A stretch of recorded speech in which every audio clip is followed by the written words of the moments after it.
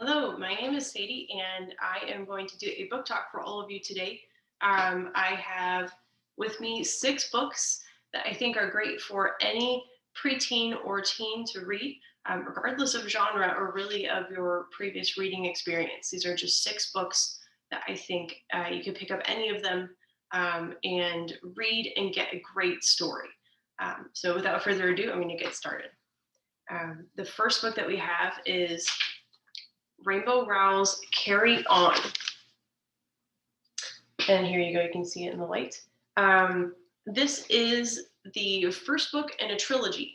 And for this book, I want you to imagine that you are in your final year at Watford School of Magics.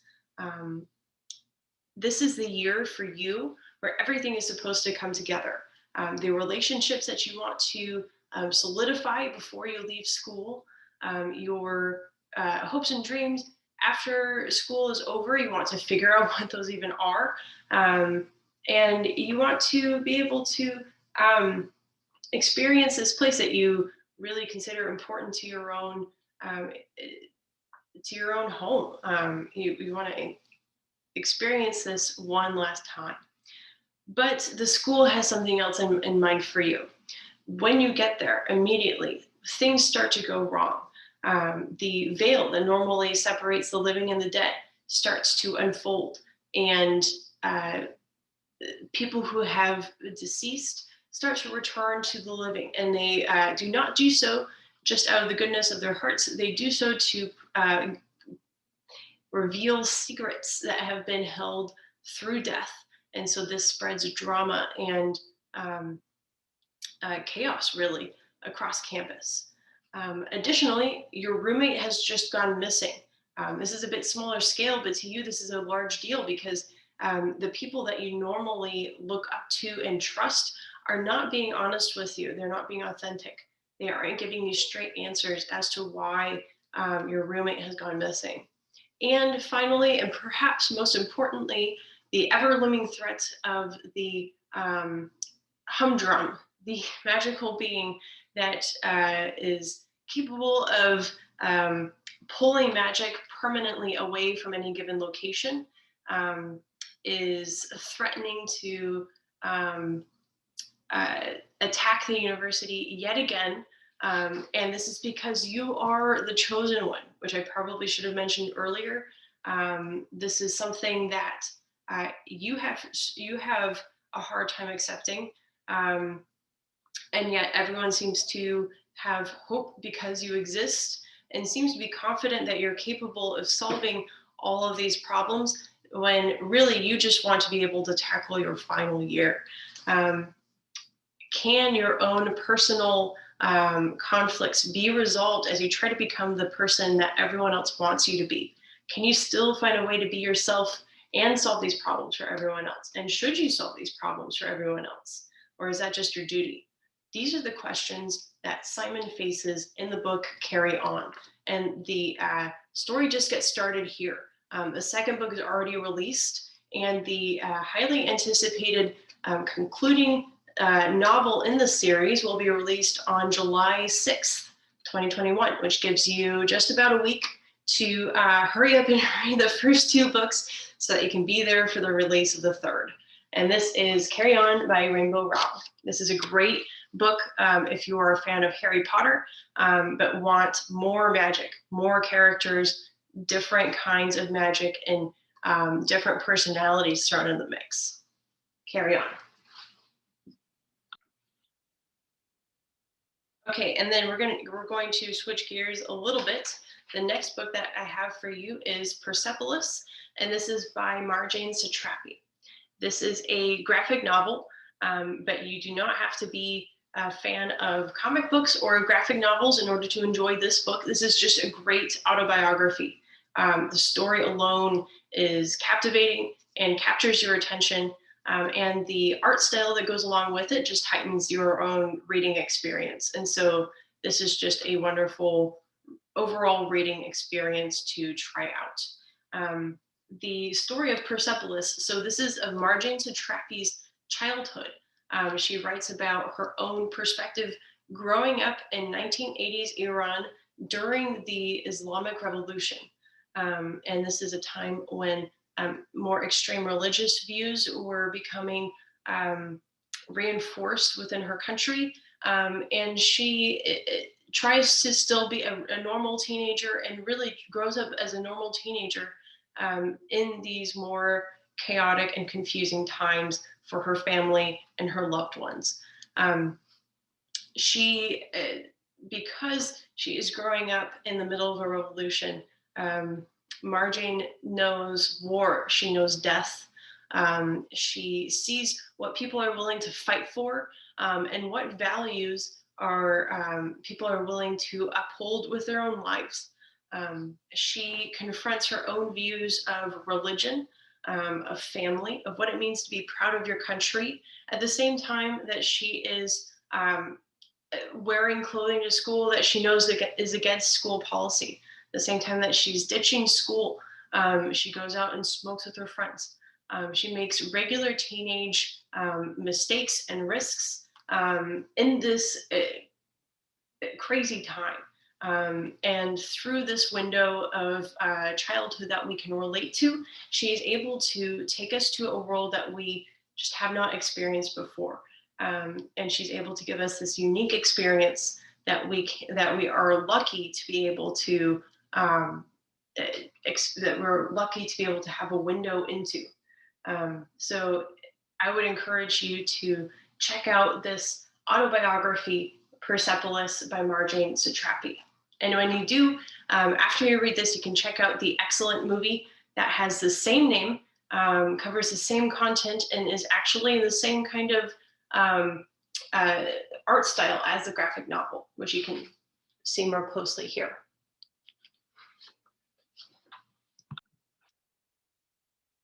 And next, we're switching gears again. This is a fantasy novel. This is Mistborn by Brandon Sanderson. And this book makes a big promise to its readers. Brandon Sanderson has said repeatedly that this book, Mistborn, accomplishes what other fantasy series do, but just in one book. So what you would normally get across much larger books and a much larger series, you get in one book. The plot and the character growth and development occurs very rapidly in this book, and it can be read as a standalone. And really how this book starts out, you start with Vin, who is the main character here, and she is a woman who is used to living on the streets. She considers herself invisible, and she tries to stay invisible and unheard. She is constantly aware of her surroundings. Others may call this paranoia, but she considers her paranoia her own ability to stay hidden to be one of her most important qualities, something that has kept her alive all of this time. But she is seen, she is noticed accidentally. She becomes part of a gang of thieves who are seeking talents like hers in order to overthrow the Lord Ruler, the person who has been the Lord Ruler of the city Lucidel for 1,000 years. And there have been many groups like them before. There are many groups like them at the same time that they are trying to do this. And the question is if they are doing something different enough and audacious and outrageous enough to actually succeed. And what happens if they do succeed? This book is incredible. You see Vin really grow as a character, someone who previously tried so hard to be unseen is forced to encounter situations where people can't help but look at her.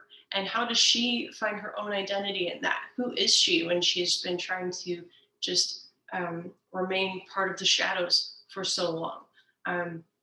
Vin is a talented and inspiring character, and she makes a lot of great friends along the way as she is able to tackle more and more challenges in this book.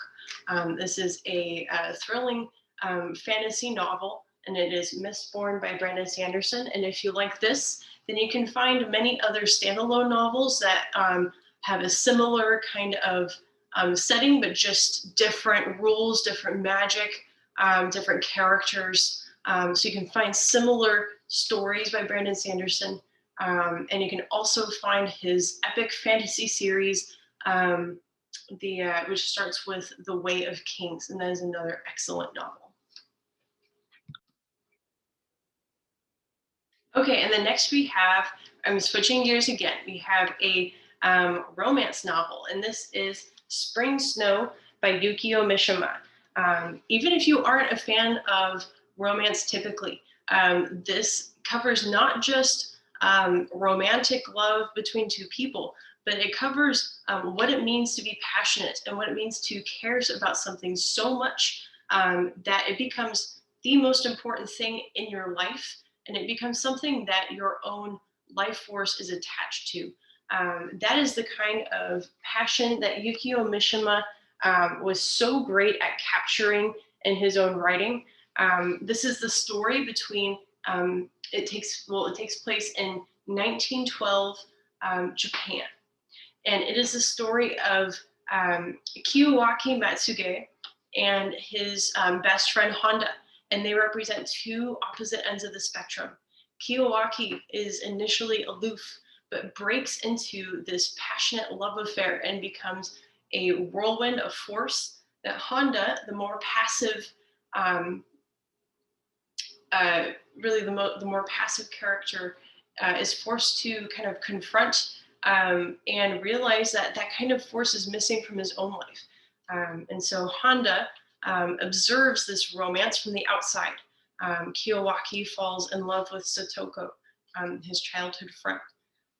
And the two embark on a doomed but inevitable love story. And you can see for yourself how it ends. Is something like this able to last into something that is real, or is it doomed to end? And you can find out yourself.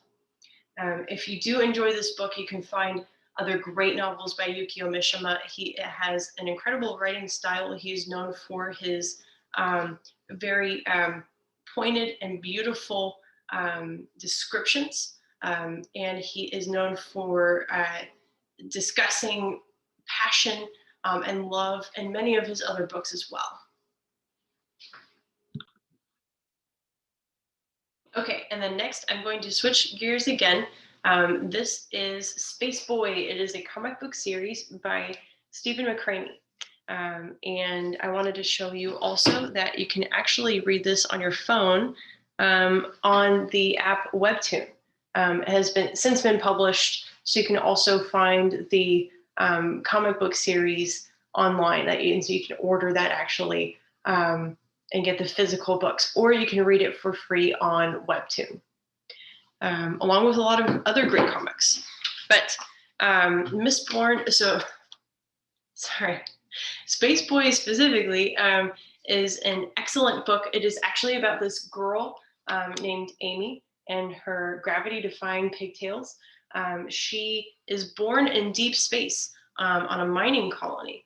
And when her dad is unfortunately fired from his job, she and her family are forced to move back to Earth, which is actually a 30 years journey by spaceship. Amy has to be frozen cryogenically for 30 years on this journey, so that when she wakes up on Earth, it's like a simple flight that takes a couple of hours. That's how it feels to her. But now all of her friends that were on this mining colony back home have since grown up, gotten married, had kids, started their own lives without her. And now she is just starting hers on Earth, a foreign planet to her that is full of mysteries that she has yet to understand. She goes to high school and she starts to make friends, and things start to feel normal, except for when one of her friends starts to act strangely. And this is actually our space boy, and his name is Oliver. She befriends him, but seems to always encounter trouble whenever she's with him or trying to find out more about him. He seems to not just be a normal student, and she starts to suspect that maybe he's something other than human, or he's some kind of augmented person, and she is desperately trying to figure out what it is that is going on, because she is concerned about the welfare of her friend Oliver and his own well-being. This is one of Amy's greatest strengths. She is very in tune with her own feelings. She has synesthesia, and this means that for her, each person has their own flavor. And so she meets people, and she's able to find out what their flavor is, what their true authentic personality is. And through this, she's able to learn which adults she can trust and which adults are trying to feed her stories that may not exactly be true, especially about a particular spaceship that has been traveling for 300 years and is surprisingly about to encounter the UFO that it has been chasing all this time. This spaceship is something that has been a worldwide attraction on Earth. It's something that has been seeking out this UFO for over 300 years. And when Amy wakes up from her 30-year slumber is in the year where it's going to encounter this object. And how that is tied into Amy's life, into her friend's life, and Oliver's life is something that surprises all of them and is completely unprecedented. And that is really where the story begins. And from there, you can read more and see what happens in Space Boy, a beautiful comic by Stephen McCranie. And I'm changing gears yet again for dun dun dun dun, our last book, Carrie by Stephen King, and I think this cover is beautiful. This is a horror book, but if you have not read horror before, do not worry. This is an excellent book that you can enjoy just on its own without the horror element. This is something that is palatable to a large portion of readers and has inspired scenes in pop culture since then, which if you read this book, you'll start to actually understand and piece together. But I want to take you into Carrie's perspective. It is an understatement to say that Carrie White is misunderstood in this book. She is not just misunderstood. She is bullied constantly by the peers at her school, by teachers, by authority figures that she's supposed to trust, including her own single mother. And she starts to dream about a possible life that she could have, one that is fulfilling, one that she thinks she might deserve, but repeatedly she's told that this is not for her, that she doesn't deserve this, and she starts to fade away more and more, until one day when she discovers that she can actually fight back. And that is where this story shines. She is able to stick up for herself, although she doesn't exactly understand how it works. She just knows that she can start to move things with her mind without having to think about it. She's able to cause chaos and destruction just with her own mind, and not exactly when she wants to. Sometimes this happens at unfortunate moments. But she's learning how to get control of this, and she hopes that this can start to help her forge her path forward. Or will it lead to more destruction? You'll have to find out for yourself. And what about the people that surround her, the adults that are supposed to help her, her peers, her own mother? Will they be able to redeem themselves and step up to the plate and provide the support that really Carrie just needs from at least one person that's around her? When you read this book, you'll realize that it is actually a collection of articles and of interviews and statements that are made surrounding one unknown crime. You'll ask yourself, what happened on prom night? As you see all these people start to provide context for it. But you will not know until you reach the end of the book. And in this singular pivotal scene, night, on prom night, you'll be able to see where the clues and hints along the way show you how this ending is surprising yet inevitable. If you are lucky, you can piece together those hints and clues yourself and put together this mystery on your own as you go through the book.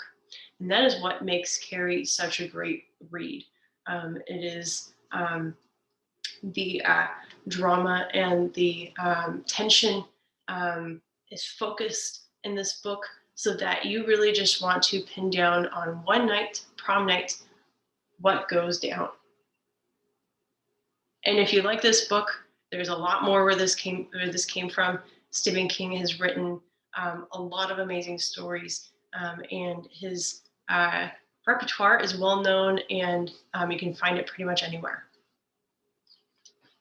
Thank you for watching, and I hope that some of these books have caught your attention and that you can try them out.